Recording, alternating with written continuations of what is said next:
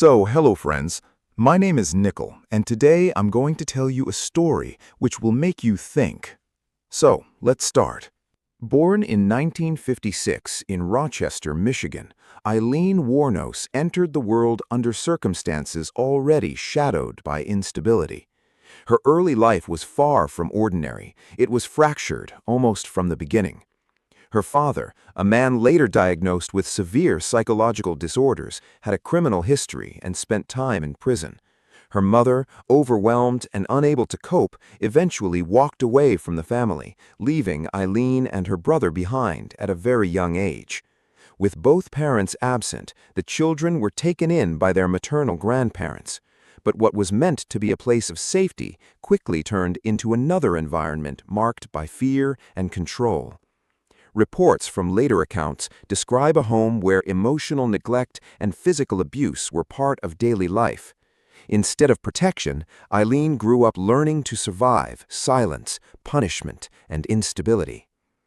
As she entered adolescence, the cracks in her life deepened further. School became another battlefield she could not stay in for long. Struggling academically and emotionally, she was eventually expelled. At the same time, her teenage life took a dramatic turn when she became pregnant. Alone and still a minor, she made the difficult decision to give her child up for adoption, a moment that would later remain one of the most painful turning points of her life. By the age of 15, Aileen made a choice that would define the rest of her journey. She left home completely. With no stable support system, no education to fall back on, and no sense of safety anywhere in her world, she drifted toward the only direction she felt was possible: away. She moved to Florida, a place that promised warmth and opportunity, but delivered something very different. Life on her own as a teenager was harsh and unforgiving. Without financial support or shelter, she eventually began surviving through sex work. It wasn't a choice made from comfort or freedom, it was survival in its rawest form. She lived on the margins of society, moving through cheap motels, streets, and unfamiliar cities where anonymity was both a shield and a curse. Over time, her life became defined by constant movement. Hitchhiking became her way of existing, crossing towns, meeting strangers, never staying long enough anywhere to build stability. Each new place offered temporary relief, but no foundation. Substance use entered her life during these years as well, further complicating her already fragile existence. Her interactions with law enforcement began to increase. What started as small survival-driven acts, petty theft, disorderly behavior, occasional fights, slowly built a record that followed her wherever she went. Each incident made it harder for her to escape the cycle she was trapped in. By the end of these early years, Aileen was not just a runaway teenager anymore. She was a drifter, shaped by abandonment, abuse, and survival instincts that had been sharpened far too early in life. The system around her had failed to protect her at every stage, and she was now moving through a world that offered no clear path forward. What would come next would take her life into even darker and more irreversible territory. In 1986, Aileen Wuornos met Tyria Moore at a gay bar in Daytona Beach, Florida. At a time when Aileen's life had been defined by instability and constant movement, this relationship felt different. For the first time in years, she experienced something close to emotional grounding. The two women quickly formed a bond, and soon after they began living together. The relationship, however, was far from peaceful. It was intense, dependent, and often volatile. Both were struggling in their own ways, financially, emotionally, and psychologically. Yet despite the instability, Tyria became the closest person in Aileen's life, someone she trusted deeply and relied on for companionship and direction. By late 1989, Aileen's life took a turning point that would change everything. She encountered Richard Mallory, a man who became her first confirmed victim. According to Aileen's later statements, Mallory picked her up while she was working along the highways. She claimed that during the encounter, he assaulted and violently attacked her, and that she shot him in an act of self-defense. This claim became one of the most debated aspects of the entire case. There was no independent witness to the event, and the circumstances could never be fully verified. What remained was Aileen's account on one side and forensic evidence on the other, leaving the truth partially obscured in uncertainty. Whatever the reality of that night, the aftermath marked a psychological and behavioral shift. After Mallory's death, Aileen left the scene with his belongings, including his vehicle, which she later abandoned. The incident did not remain isolated. In the months that followed, Aileen continued traveling across Florida's highways. She kept moving between towns, relying on hitchhiking, survival work, and temporary stays. During this period, she encountered several other men who picked her up along the road. One by one, over the course of roughly a year, 6 more men were killed. Each case followed a similar pattern in broad terms: isolated encounters, sudden violence, and attempts to take whatever valuables were available afterward. Vehicles, cash, and personal belongings were taken and later sold or pawned in different locations. These actions eventually created a trail that law enforcement agencies began to connect. As the number of victims grew, so did public fear. Reports of missing men along Florida highways started to draw attention, and investigators began noticing patterns that suggested a single perpetrator might be responsible. The crimes were no longer viewed as isolated incidents, but as part of a developing serial case. Meanwhile, Aileen and Tyria continued their relationship, unaware of how close the investigation was slowly coming. Tyria, who remained outside the direct criminal activity, would later become a crucial link in the case, though at this stage she was still only a witness to fragments of Aileen's increasingly unstable life. By the end of this period, the situation had escalated beyond control. What began as a single alleged act of self-defense had evolved into a string of killings that would soon trigger one of the largest manhunts in Florida's history. As the bodies of multiple men were discovered across Florida's highways, investigators began to realize they were dealing with something far more coordinated than a series of unrelated crimes. The victims shared similar circumstances: isolated encounters, sudden violence, and abandoned vehicles. Slowly, patterns began to emerge from what initially looked like chaos. Detectives from different jurisdictions started comparing case files, timelines, and forensic reports. It was during this process that a disturbing possibility surfaced. The perpetrator did not match the usual profile.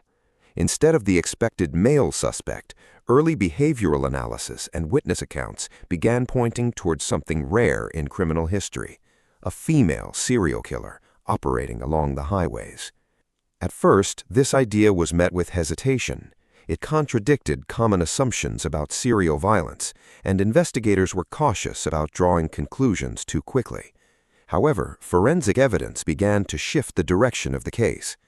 Fingerprints and palm prints recovered from several stolen vehicles and crime scenes were compared across databases. Over time, a consistent match pattern began to appear, suggesting that a single individual was responsible for multiple killings. Once the pattern solidified, law enforcement focused their efforts on identifying the suspect behind the prints. Through vehicle records, pawn shop transactions, and witness statements, the name Aileen Wuornos eventually came into focus. At this point, investigators learned about her relationship with Tyria Moore, who had been living with her during the period of the killings. Recognizing Tyria as a key connection to the suspect, police located her and brought her in for questioning. Faced with mounting pressure and the fear of being legally implicated as an accomplice, Tyria was given a difficult choice by investigators: cooperate or risk being treated as part of the criminal network. After hours of interrogation and legal persuasion, Tyria agreed to assist the police. Under strict instructions from law enforcement, she contacted Aileen, who was then staying under a false identity and trying to avoid detection. These phone calls were carefully monitored and recorded. Investigators hoped that if Aileen trusted Tyria enough, she might reveal critical details that could confirm her involvement. During these conversations, Aileen spoke more openly than she had with anyone else. She admitted to the killings, describing them in her own words. However, she consistently maintained that each act had been committed in self-defense, claiming that she had been attacked first in each encounter. The recorded calls became one of the most important pieces of evidence in the case. For investigators, it was the confirmation they needed to move forward. For Aileen, it marked the moment when her hidden life began to collapse. With her confession recorded and her location now traceable through the ongoing investigation, law enforcement moved closer to making an arrest that would soon bring the entire case into public attention and national focus. In January 1991, Aileen Wuornos was finally arrested in Florida at a biker bar where she had been staying and trying to remain under the radar. The arrest itself did not involve dramatic resistance, but its implications were explosive. Within hours, news of her capture began spreading, and what followed was a nationwide media storm. The idea of a female serial killer operating along highways was almost unheard of in American criminal history. It challenged public expectations of what a serial murderer should look like. As a result, the case quickly became a media sensation. Television networks, newspapers, and tabloids seized on the story, turning Aileen into a household name almost overnight. Journalists gave her sensational labels, with one of the most widely used being the Damsel of Death. The nickname itself reflected the contradiction at the center of public fascination, someone who appeared vulnerable by gender, but was accused of extreme violence. Documentaries and talk shows debated her psychology, her past, and the meaning of her crimes. Public reaction was deeply divided. For many, Aileen represented a dangerous and calculating killer responsible for a string of brutal murders. For others, she was seen through a very different lens, a woman shaped by lifelong abuse, abandonment, and violence at the hands of men who may have been reacting to repeated victimization in extreme circumstances. This division turned the case into more than just a criminal trial. It became a broader cultural debate about trauma, justice, and survival. As the legal process began, Aileen's first major trial focused on the murder of Richard Mallory. The prosecution presented it as the starting point of a calculated series of killings, while the defense centered heavily on her claim of self-defense. Aileen insisted that Mallory had sexually assaulted her and that she killed him in order to escape a life-threatening situation. Her testimony portrayed her not as an aggressor, but as someone who believed she had no other way out in that moment. The courtroom became a battleground between two narratives, one of serial murder and one of survival under extreme violence. Prosecutors challenged her credibility, pointing to inconsistencies in her statements and the broader pattern of killings that followed. The defense, meanwhile, attempted to highlight her traumatic history and the possibility that fear and past abuse shaped her actions. After deliberation, the jury rejected her self-defense argument. They found her guilty of first-degree murder in the death of Richard Mallory. The verdict carried a death sentence, marking one of the most severe outcomes under Florida law. This was only the beginning.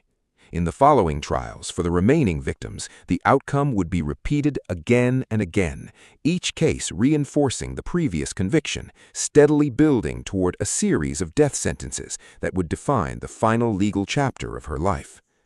By the end of this phase, Aileen Wuornos was no longer a fugitive or a suspect. She had become one of the most infamous convicted serial killers in American history, with her fate now largely determined by the court system that had judged her actions.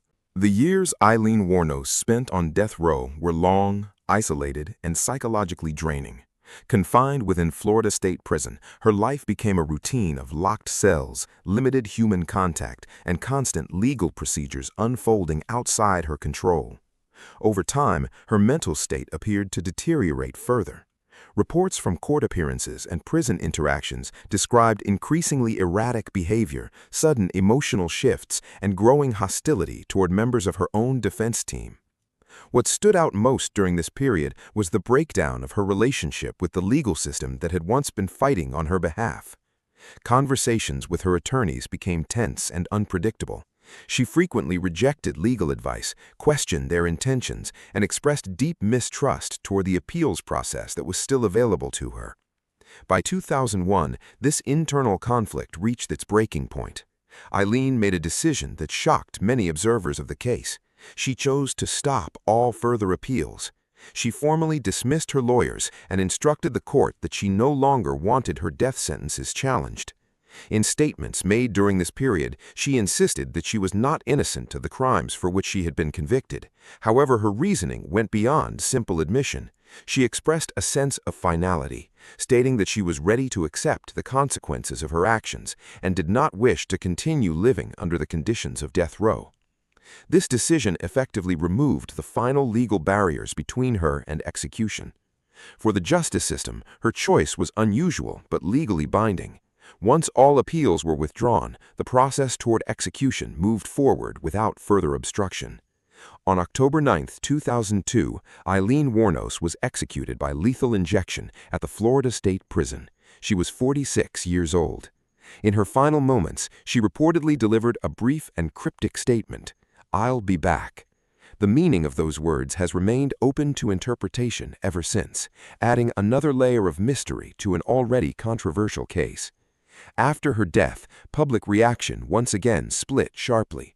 For some, Aileen Wuornos remained a convicted serial killer whose actions caused multiple deaths and justified the legal outcome.